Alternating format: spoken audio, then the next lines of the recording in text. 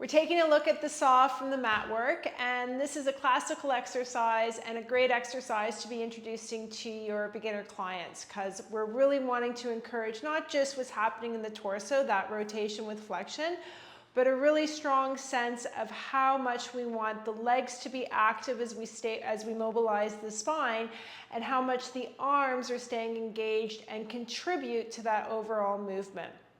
So having them sit so that they're able to find neutral, and whether that means with the legs slightly bent or up on a platform, you want to make sure that they're getting that long ease of position on the torso, in the spine, so that they can move freely. So if you're getting a sense that your client, in whatever position you're starting them in to do this exercise, is restricted or gripped, or just not able to breathe and access their connection easily, modify right up to a position of standing, because of course we can always do this in a standing position.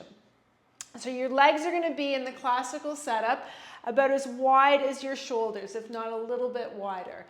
Feet are dorsiflexed, feeling that sense of pressing through the heels, pressing down through the sits bones, reaching through the crown of the head, and then really stretching the arms out to the side. So the arms are in the peripheral vision, they're not behind us.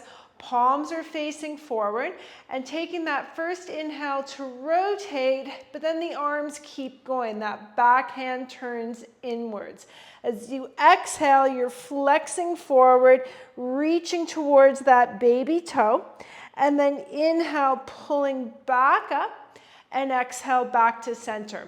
So inhale to rotate, the arms keep going. Now you'll notice the arms don't drop here. Instead, it's the flexion of the spine that brings the arms towards the floor. Inhale, coming back up, feeling that extension through the back arm, and rotate. So one more time. So we rotate, the arms keep going. So that's a lot of extension through the back shoulder. Make sure the palm faces in.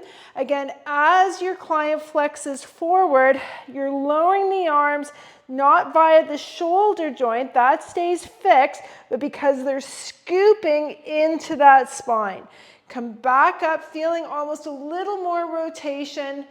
Back to center, one more rep, inhale, keep pushing the back arm back, flexing forward, keep both sits bones anchored, and then encourage that sense of really leading from the back arm, try to find a bit more rotation, and then bring it back to center.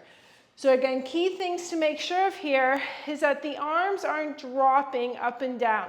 They're actually staying shoulder height, and we're facilitating that lowering of the arms to the floor because of the flexion across the spine. The legs stay active, and there's a real strong sense of reaching through all limbs, including the crown of the head and the sits bones as we spiral and flex.